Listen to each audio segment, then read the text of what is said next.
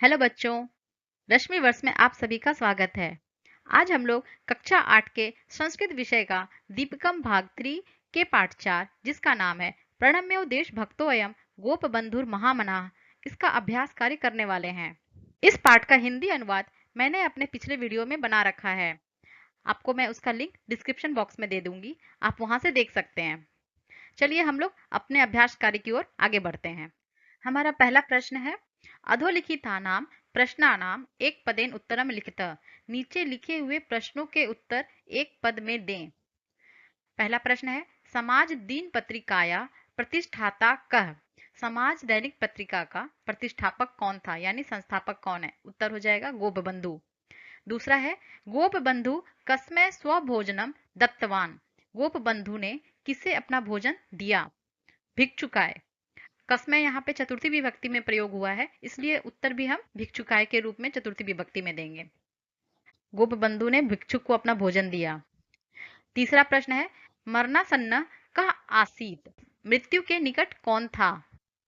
उत्तर हो जाएगा गोपबंधु पुत्र। यहाँ आप केवल पुत्र भी लिखेंगे तो भी सही है। चौथा प्रश्न है, गोपबंधु केन उपाधिना सम्मानिता अभवत।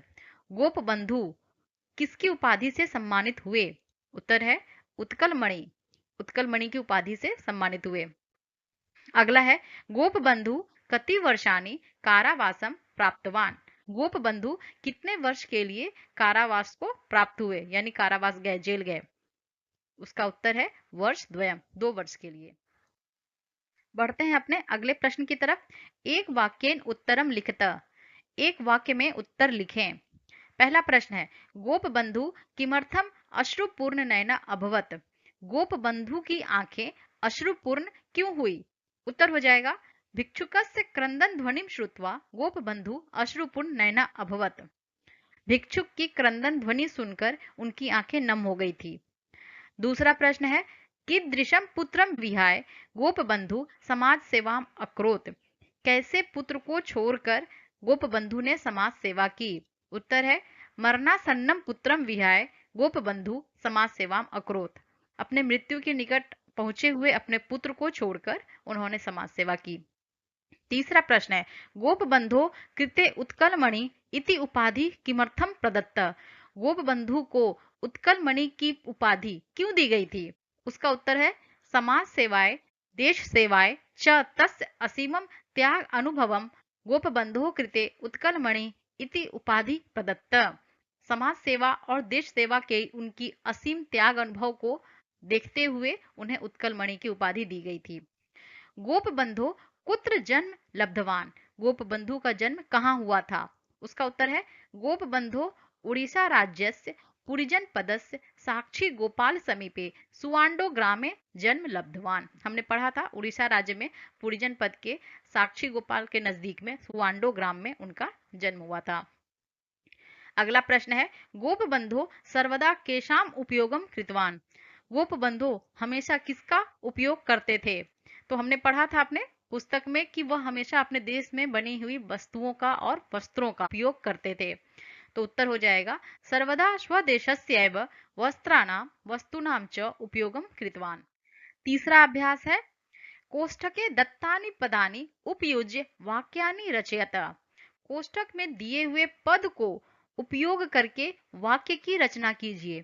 पहला पद क्या है? सेवाम। तो सेवाम से हमें एक वाक्य बनाना है। तो हमने एक वाक्य क्या बनाया है? अहम वृद्धस्य सेवाम करोमि। मैं वृद्ध की, बूढ़ों की सेवा करता हूँ। बहुत आसान सा वाक्य बनाने की मैंने कोशिश की है। दूसरा पद है सुस्वादुनी।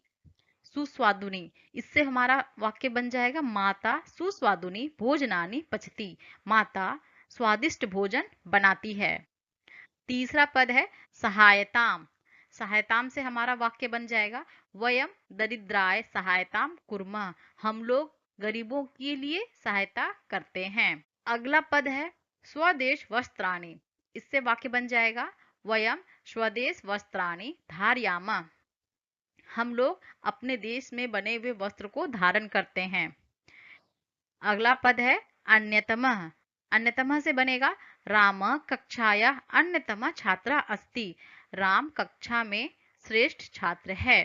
मैंने बहुत आसान आसान वाक्य बनाने की कोशिश की है। आप इसके अलावा कोई दूसरा वाक्य भी बना सकते हैं। अगला अभ्यास कार्य इस प्रकार है। चित्रम दृष्ट्वा पंच वाक्यानि रचयत। ये चित्र यहाँ दी हुई है, इसको देखकर हमें 5 वाक्य बनाने हैं। चित्र में क्या है, चिकित्सालय दिखाया गया है, एक व्यक्ति है जो किसी बच्चे को पकड़े हुए हैं। इस तरह के चित्र देखते हुए हमें 5 वाक्य बनाने हैं। तो मैंने क्या 5 वाक्य बनाए हैं, देखते हैं। पहला वाक्य है अत्र एक चिकित्सालय अस्ति। यहाँ एक चिकित्सालय है।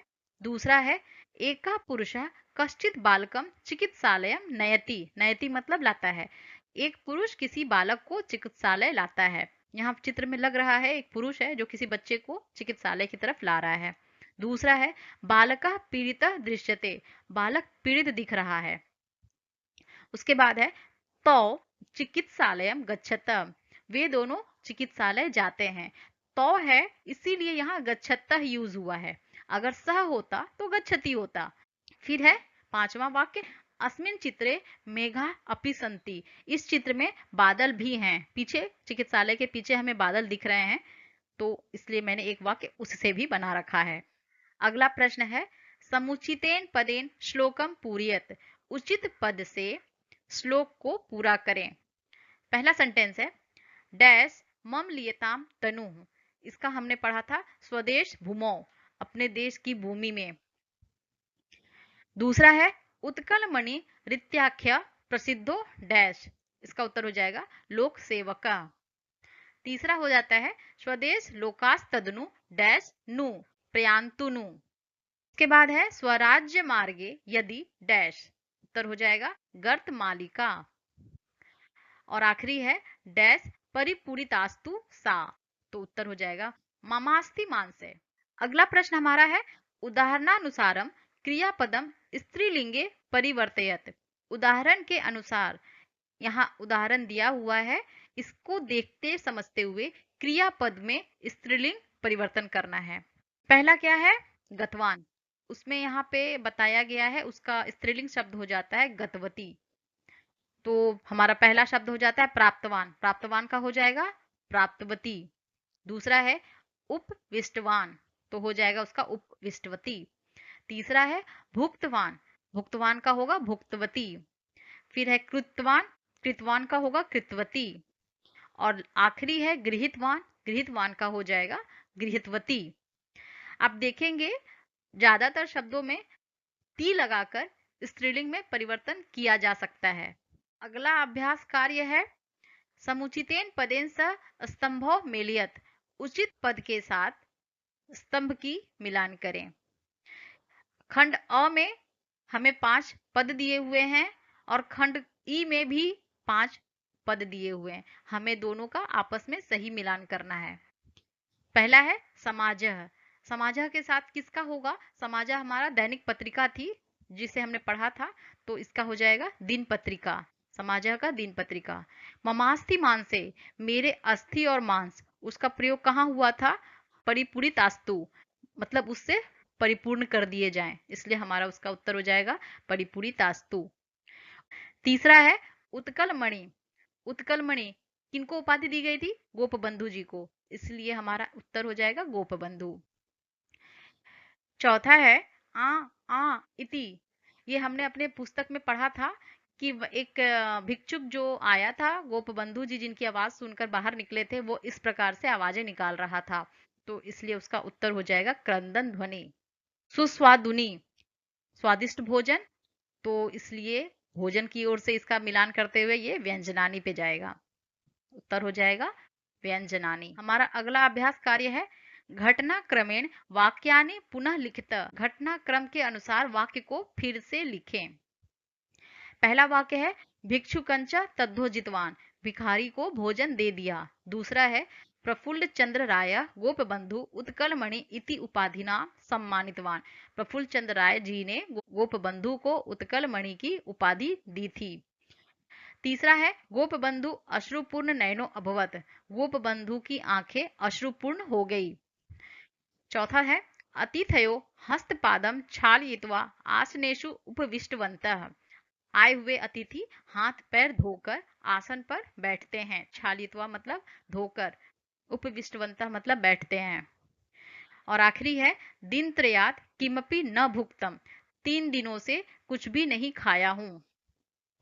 तो हमारा इस प्रकार से पहला वाक्य हो जाएगा, अतिथयो हस्तपादम क्षालयित्वा आसनेषु उपविष्टवंत। सबसे पहले वो लोग आए थे, हाथ पैर धोकर खाने के लिए बैठे थे। दूसरा हमारा वाक्य हो जाएगा, दिन त्रयात किमपि न भुक्तम, 3 दिनों से मैं कुछ भी नहीं खाया हूं। फिर हमारा अगला घटनाक्रम हो जाएगा, गोप बंधु अश्रुपूर्ण नयनो अभवत।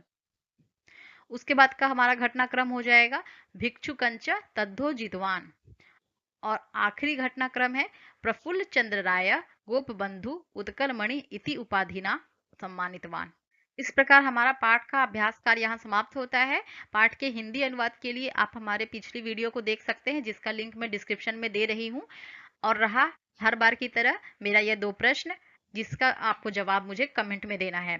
पहला प्रश्न है, गोप बंधु को उत्कल मणि की उपाधि किसने दी? और दूसरा है, गोप बंधु ने कौन सी दैनिक पत्रिका शुरू की थी? अगर आपने पूरा पाठ पढ़ लिया है तो आप ये दो सवालों के जवाब बहुत आसानी से दे सकते हैं।